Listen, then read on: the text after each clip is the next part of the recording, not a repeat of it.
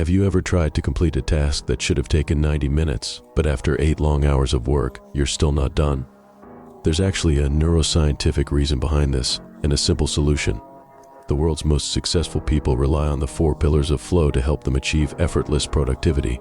These 4 pillars are what fuel the minds of the planet's most productive individuals. Flow blockers, flow proneness, flow triggers the flow cycle. Before diving into each, let's first define flow.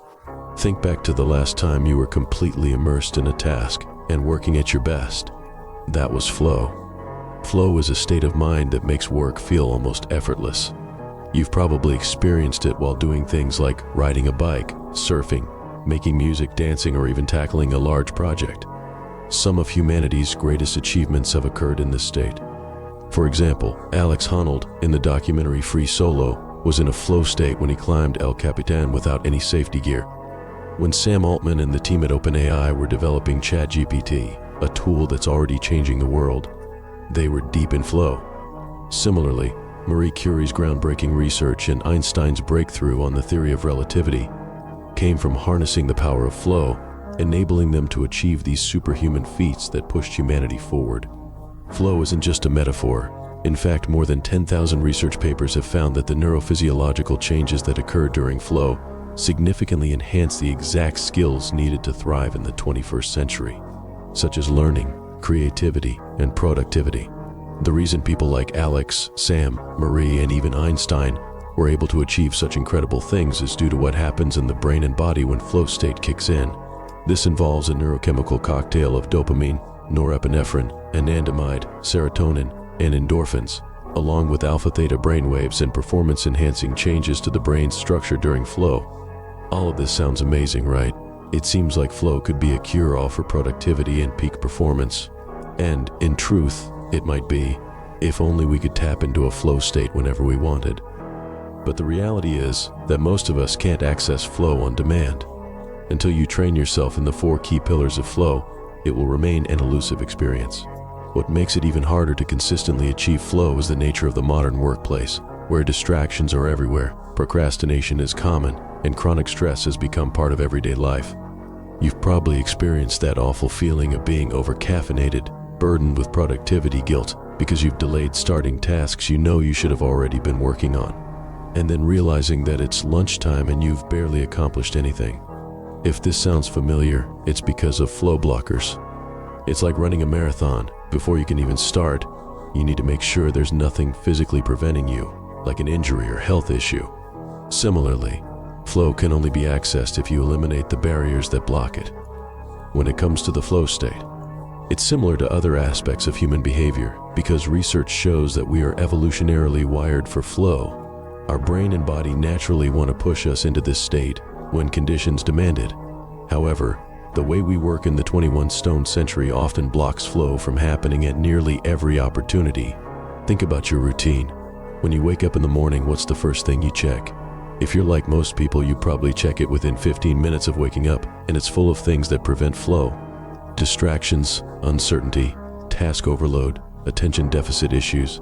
This one habit sets off a chain reaction of other blockers that stop you from entering a flow state, like a dam stopping the natural flow of a river. And that habit? It's checking your phone. So how do you remove the biggest source of these flow blockers? It's pretty straightforward. We call it flow before phone. The golden rule is to aim for 2 to 3 hours of productive flow work on your highest priority task before turning on or even touching your phone. Of course, this is much easier said than done.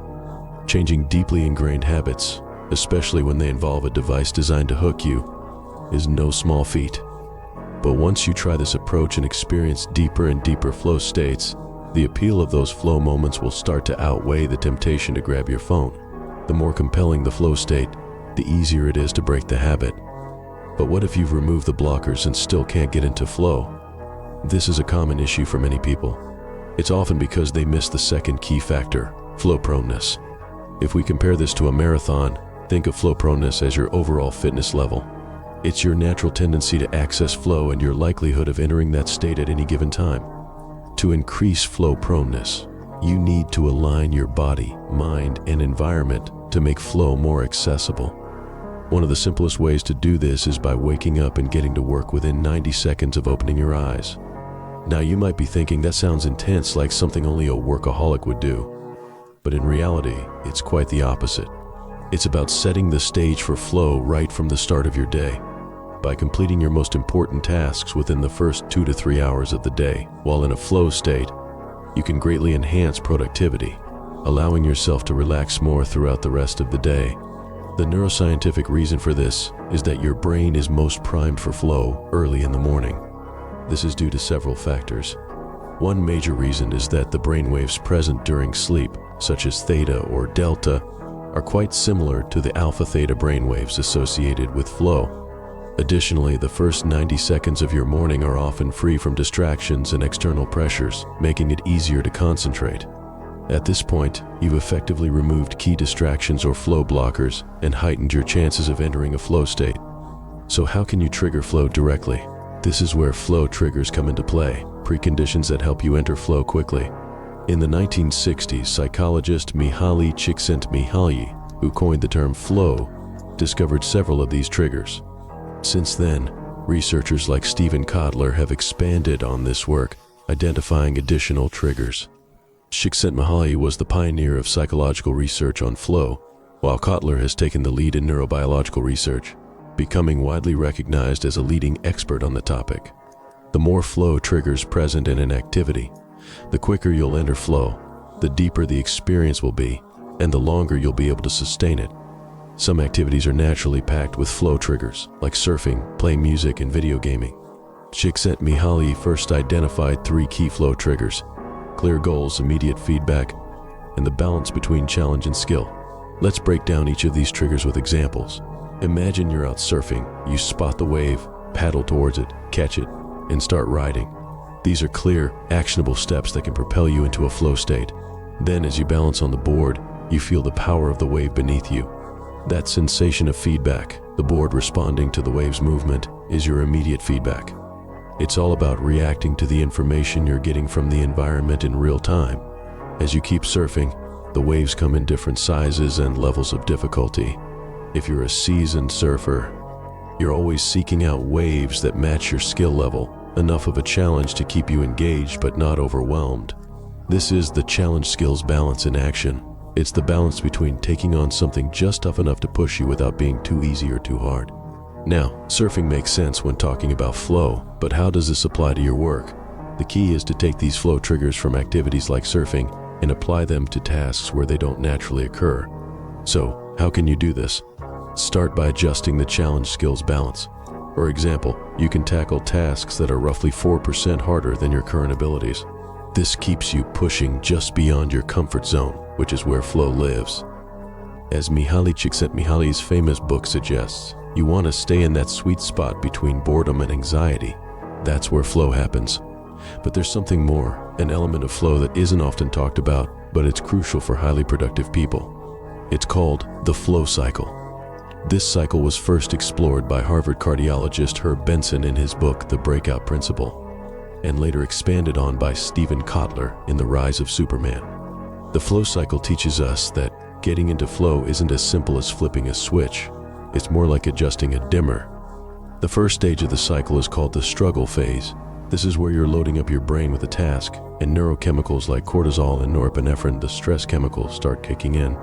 This phase makes you uncomfortable. It's why starting a task can feel so difficult, and it's why we often want to avoid the task or get distracted.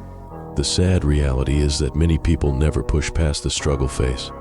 They start something, feel the discomfort, and quit before ever getting to flow. They spend their careers toggling in and out of the struggle phase without ever reaching that deeper, more productive state of mind. The trick is to embrace the struggle and push through it, knowing that flow awaits on the other side. They're stuck in shallow work forever, so the key is to start by mastering the ability to push through the struggle phase. This is all about task persistence. One effective method for this is what we call attention span stretching. Imagine if you had a bar to hang from every day. Research shows that hanging can actually help you grow taller by an inch. Similarly, when you stretch your attention, your focus gradually increases. For instance, try reading a book from start to finish, even if it feels uncomfortable and you don't retain everything. By doing so, you're training your brain to sustain attention for longer periods. It's like working out your focus muscles. You can also apply this to meditation. Add just one more minute, then another. The same goes for deep, focused work. Start by adding a minute of extra focus, then another. Think of it as exercising a muscle. Push yourself to the limit and then relax. As you continue to wrestle with a task or problem, persisting with focus, your brain responds by releasing more dopamine. This boosts both your focus and motivation, and eventually you'll break through the struggle into the flow state. Flow is the optimal state we've been discussing. In flow, the prefrontal cortex, the part of the brain responsible for conscious thinking, temporarily deactivates, allowing fast, instinctive decisions to take place with ease and efficiency. After the flow state, there's a recovery phase. This is when your body and brain work to restore the neurochemicals used up during flow. It's also a time for you to absorb the knowledge and skills you gained while in flow. So there you have it, the 4 stages of flow, which are the foundation of elite productivity, extraordinary achievement, and intense focus. By understanding and applying these principles of flow, you can consistently boost your productivity and achieve amazing results. As you follow our channel, you'll develop the ability to drive yourself into a flow state consistently, a vital skill for thriving in today's world. If you want to turn boredom into success, check out this video.